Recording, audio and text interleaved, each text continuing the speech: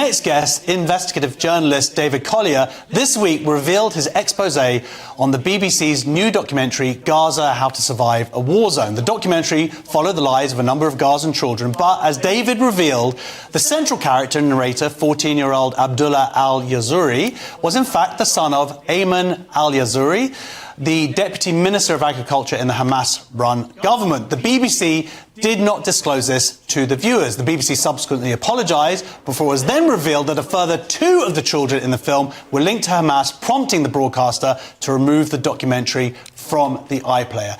I'm joined now by the man himself, investigative journalist David Collier. David. Firstly, thanks for having me on, Josh. No, not at all. Thank you so much for being here. I have been a fan of yours for a long time, so I'm not impartial here. But of course, I'm not necessarily being paid to be impartial. That's the difference with the BBC.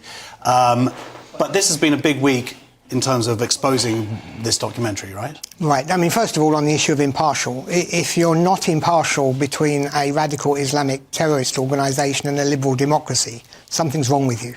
Basically. Yes, and there's something wrong with the BBC. People in this country. Oh, for sure.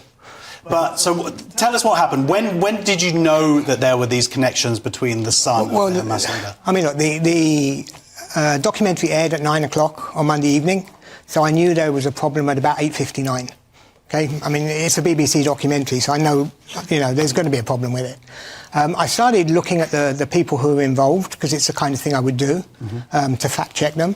And I was firstly misled because the child, Abdullah, the 14-year-old, he appeared on a Channel 4 documentary about 14 months ago with a different father and a different name. It just shows you that they can basically tell you whatever they like. They can present children with whatever father, with whatever name. So I was led down the garden path a little bit because I was looking for the wrong person.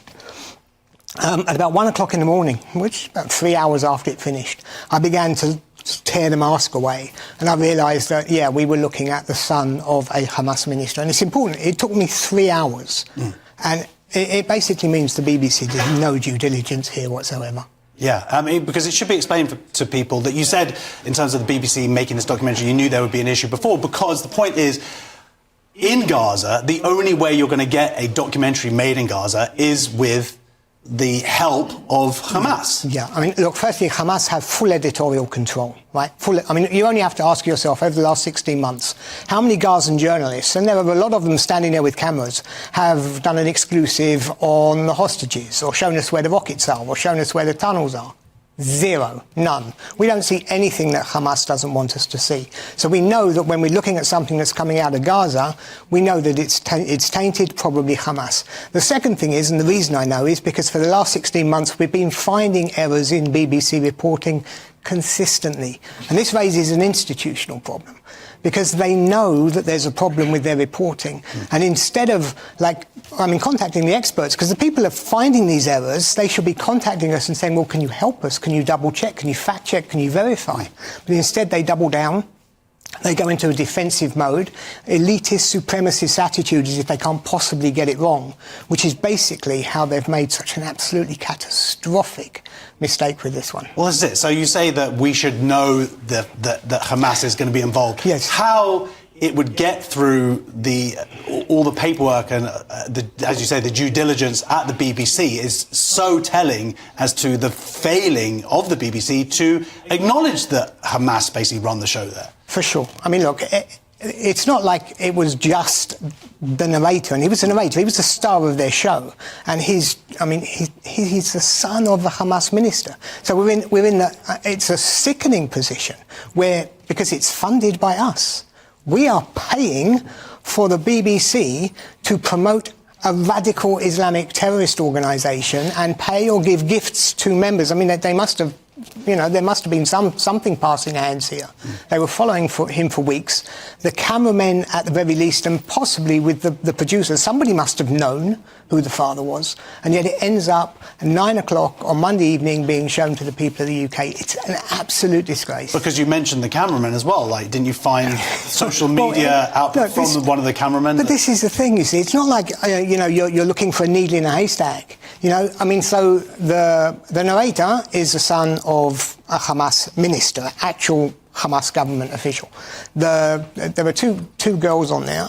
Their father was a Hamas, was a Gazan policeman, so he's a Hamas enforcer. Another child on there was found to be standing next to Hamas terrorists holding weapons. The cameraman had posted celebrations following the October the 7th massacres. It wasn't one thing. They did not bother to look at all. Well, here's the interesting thing. I've been following your work online for years now. Right. And the fact that it's you and a few other people as well have identified different parts of this documentary that are doing the work here, that have been doing the work to try and hold the BBC to account for years. Yeah. You know, there's this idea that obviously that Jews run the world, and the more that I got involved within the sort of pushback against certain narratives, the more I realised it's you living in North London, and it's this single mum living in Muswell Hill, and it's a teacher, and it's an estate agent, and it's me who's a comedian. Yeah. I mean, that's the insanity of it, is it's taking just a bunch of normal people to hold this institution, or to try to hold this institution to an account. Yeah, I mean, look, firstly, the taking down of the documentary is just a first step. You know, I mean, it should never have gone up. Mm-hmm. It should never have been made. But the situation is so bad, it at least gives us the opportunity now. Because there's no excuse for this. There's none. They can't hide from this one. To begin to unravel exactly what has been going wrong, because something serious has gone wrong with the BBC. Yeah, and by the way, this isn't just like a one-off out-of-nowhere thing. We're talking decades of this. Right? For sure. Well, look, there's a report that was never published because they did a report about 20 years ago into the issues of BBC bias when it came to Israel, and for whatever reason, and we can assume what we know the reason was, that report was never published. It is time that the issue was looked at, that it was independently looked at, that there's transparency, that the BBC is taken to task for this, and we find out exactly what has gone wrong with the BBC that we all are forced to pay for. Well, that's the big issue, isn't it? Absolutely. We are actually forced to pay for it. If people don't like what we're talking about here, they can turn Switch off. Don't turn off. But that's the point. It's a choice. Whereas here, we are literally paying for the wages of people, and it's not just this one documentary, the BBC World, there's a massive issue there with BBC Arabic, right? Yes. And also just mainstream journalists, and yeah. You see their social media, and you're like, how is this person, is it possible for them to be impartial? Well, there was a BBC correspondent today. He posted out the propaganda from both sides about the hostages is nauseating, I think he used the word. And you turn around and say, well, hang on a minute. Are you actually comparing the abuse and the torture of Hamas and what they do to the Israeli hostages before they release, that circus, with the fact that we're seeing families reunited after 16 months? He's actually drawing comparisons. Whatever's going on in his head, there's something wrong with it. I really don't. I can't even begin to unravel that one. And this is who we as a country are turning to for truth, allegedly, but also, of course, the reputation of the BBC is it's lauded across the world as being true. So when they put out information like what we saw with the hospital supposedly being bombed by Israel, and then of course it turns out it wasn't, and supposedly there were hundreds dead, and then there weren't, this spreads across the world. Do you think that the BBC can be saved? Look, I'm not anti-BBC at heart, but having been looking at it for so long now, and I don't see how it can be. I just don't see, without actually taking it apart and rebuilding it. Well, is the issue more like, is it BBC News or the current affairs? I used to work for BBC, by the way. I worked for the comedy department.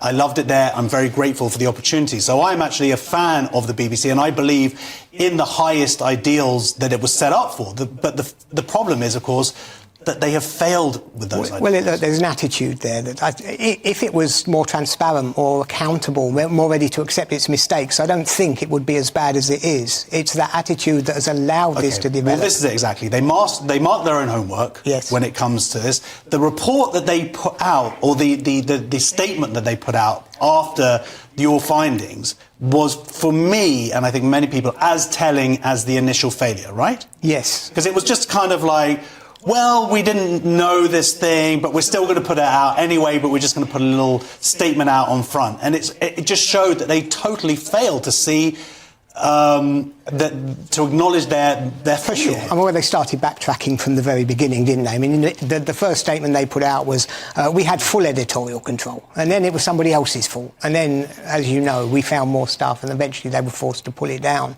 Yeah. But you're right, look, they're pushing this out, and what it's doing, I mean, because it's so skewed that it's demonising, effectively, the only liberal democracy in the Middle East. It's a full demonisation process. By extension, it's demonising Zionism and Zionists, and it leaves people like me who are defending them, you know, as being I get attacked in the United Kingdom constantly because the BBC are pushing this poison out, and as you say, they're respected across the world, which means the BBC are effectively injecting raw anti-Semitism into the veins of this country, and it affects people, just living here. So, well, I should read out. BBC spokesman said, Gaza, How to Survive a War Zone features important stories we think should be told. Those are the experiences of children in Gaza. There have been continuing questions raised about the programme, and in the light of these, we are conducting further due diligence with the production company that made the film. The programme will not be available on iPlayer whilst this is taking